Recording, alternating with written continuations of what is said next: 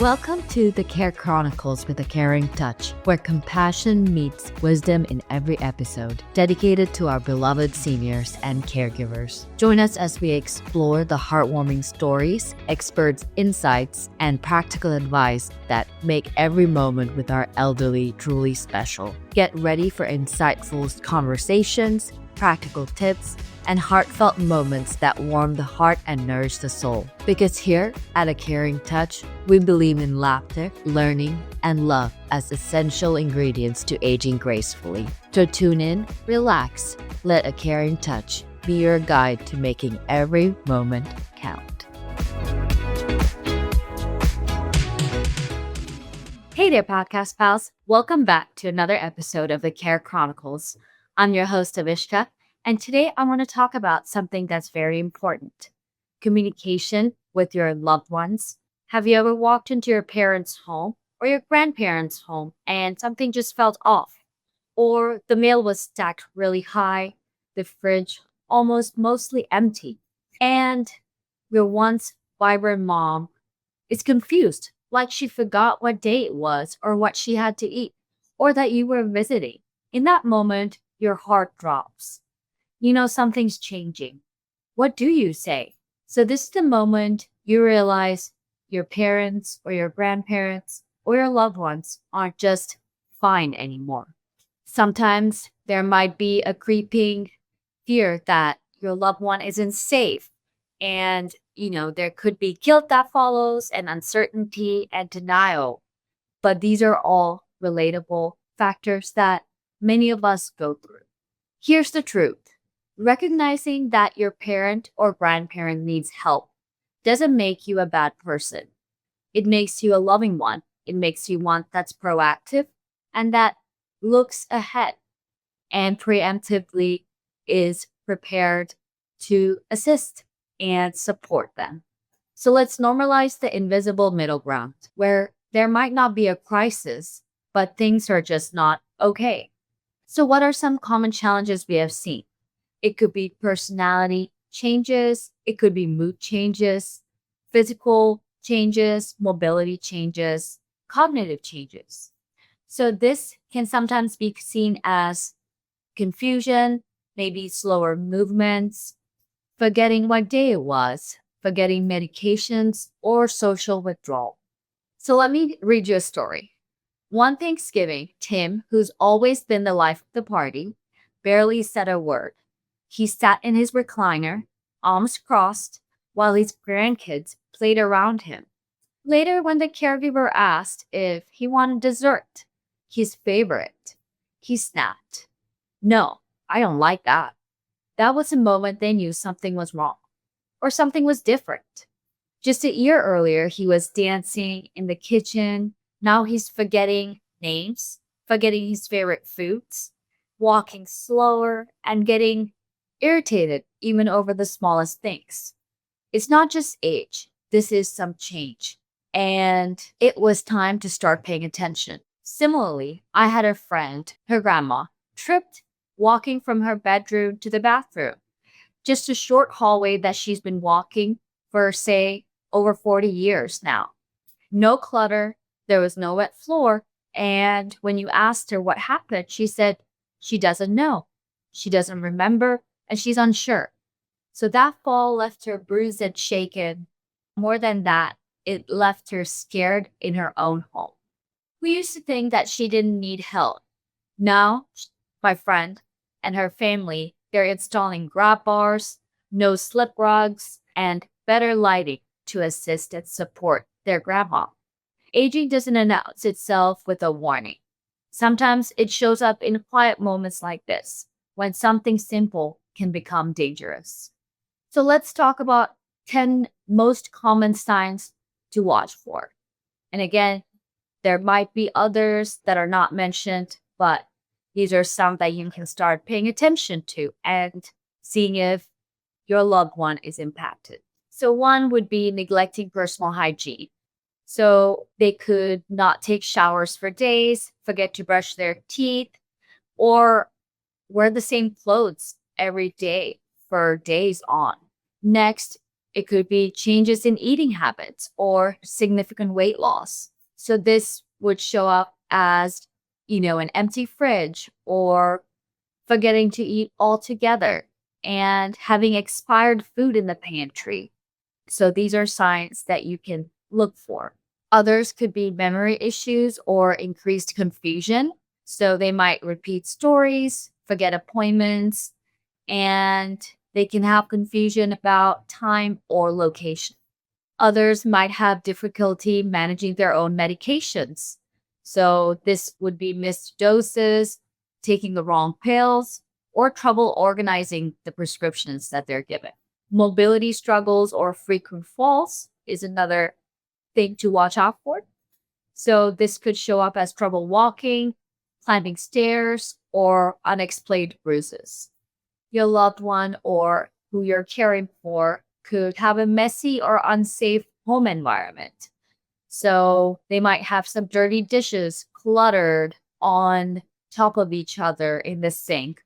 They could have cluttered walkways with things just thrown all over and not put back in place, and repairs in around the home that have been neglected.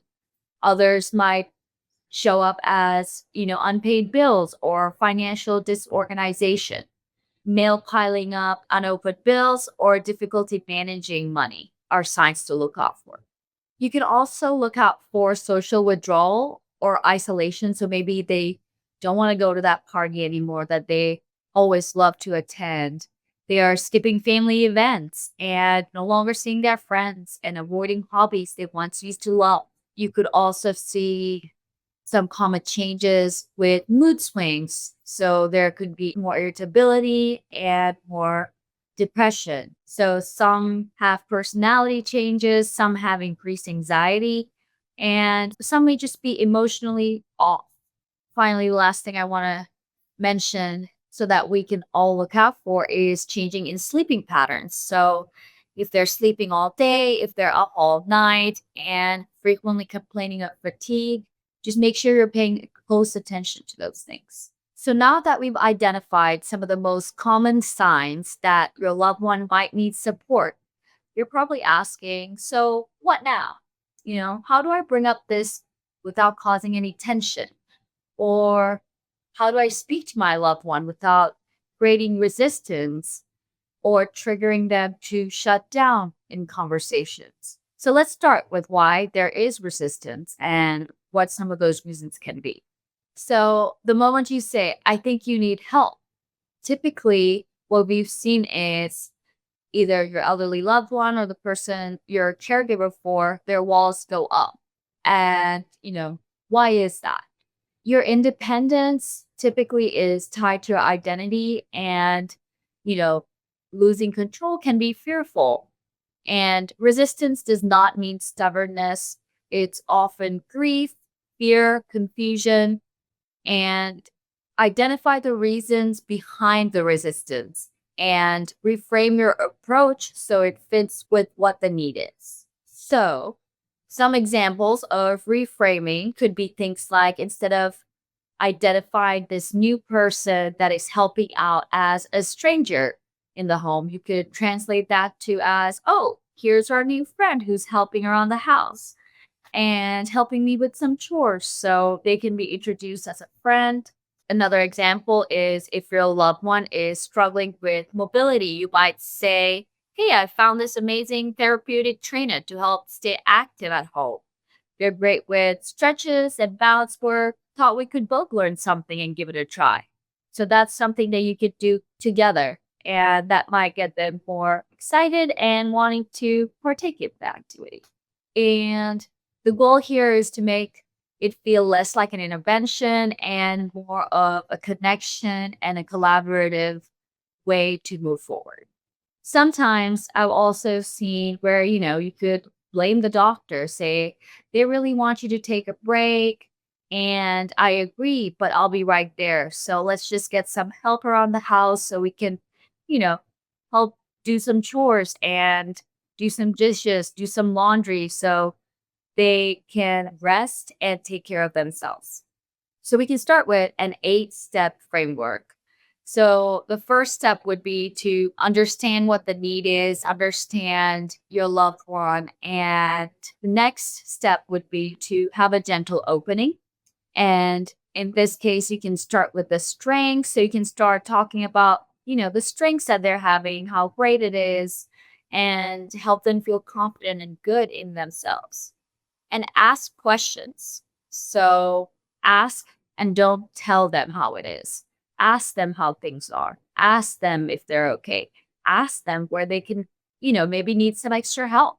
And then you can then move on to the fifth step where you start to share observations. So, share observations like, oh, I've noticed, the dishes have been unclean for a couple of days.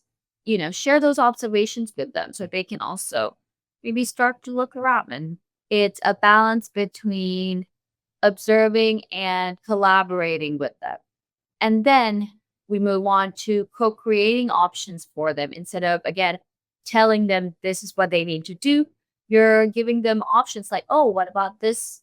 What if we have a physical therapist come around the house so they can help you get stronger and, you and I can do it together. Or you can tell them, hey, I have a friend that's going to come help with some accounting, some book work. And maybe that friend or, a caregiver in that sense can also assist with things around the house or assist with things that are related to your loved one. And work on a plan together. So maybe you try something for a couple of weeks, see if it works. Maybe you try something for a couple of months. Again, agree on a trial plan together and then always close with dignity. Let's make sure that we are always be creative. So avoid the you need help trap. Often this creates resistance and offer creative frameworks or reframing of, you know, asking and working on getting more help. So you could say some things like, oh, I'm hiring someone to do the laundry around the house, or he's a therapeutic trainer, not a caregiver, or it's on Meals on Wheels. It's, gourmet delivery. They do cater to what that individual needs. So another way to avoid the you need help trap is to say, like, reframe Meals on Wheels as, gourmet delivery that's catered to their individual needs and aimed at what your loved one, your grandparent, your parent, whoever you're caring for is needing. Other creative solutions, based on what they like to do, you could do music therapy, you could do pet visits, you could do group outings if they're able to go out. And, you can do memory engagement strategies and activities throughout the day while they're there. So introduce dignity first caregiving, encourage independence and small wins like folding laundry and setting the table. So some of the resources that you can use are the Texas ADRC locator. If you're based in Indiana, there's CICOA, and you could also look into a geriatric case manager if all the creative aspects and options that you've tried are not working out. And I just encourage you to just take one action a day. Listen to your loved ones, see what they truly need, and see if you can help and support them in a way that maintains their independence and dignity. So maybe this episode hit close to home. Maybe you're holding on to hope that things might still go back to normal. And I get it. But loving your parents sometimes means getting them the care that they need, not just childlike support. They don't need perfect answers. They need your patience, presence, and your courage to act. So take 10 minutes today, just observe one sign, one shift, and have one gentle conversation. And that's it.